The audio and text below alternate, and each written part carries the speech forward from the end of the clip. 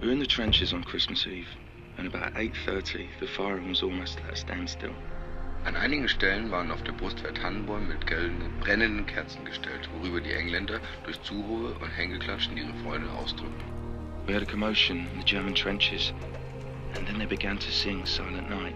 My grandfather was a captain in the Royal Warwicks. He's a man I knew little about until I read his diaries. He made contact with two German officers at dawn on Christmas Day.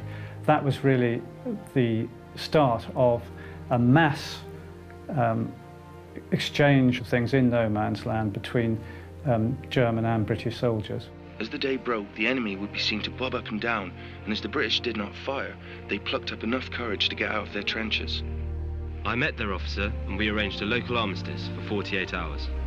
As far as I can tell, this effort of ours extended itself throughout the whole line. The soldiers on both sides met in their hundreds and exchanged greetings and gifts. The Christmas truce wasn't just one event, it was a whole series of events scattered along a fairly small area of the front line, but it certainly wasn't continuous. Some soldiers died on Christmas Day 1914. They got out of the trench thinking there was a truce, and they were shot by Germans who didn't want a truce. So it was a very courageous thing for them to do. It was an experience of a lifetime, I should think, and one very rare. Dann wurde alles ausgetauscht, was jeder gerade bei sich hatte. Tabak, Schokolade, Schnaps, Ordenbänder und vieles andere mehr. Es war ein drolliger Anblick. During the day we had football matches with a new ball sent by some kind friends. So you see, it takes a good lot to upset our men and make us forget Christmas.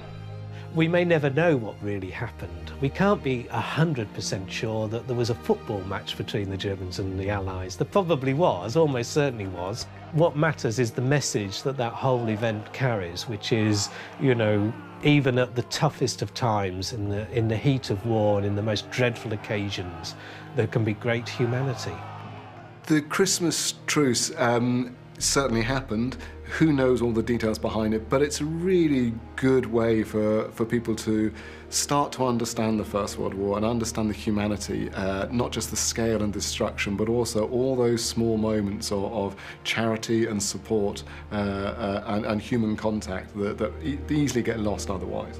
It is a great hope for future peace when two great nations, hating each other as foes have seldom hated, should on Christmas Day, and for all that the word implies, lay down their arms, exchange smokes, and wish each other happiness.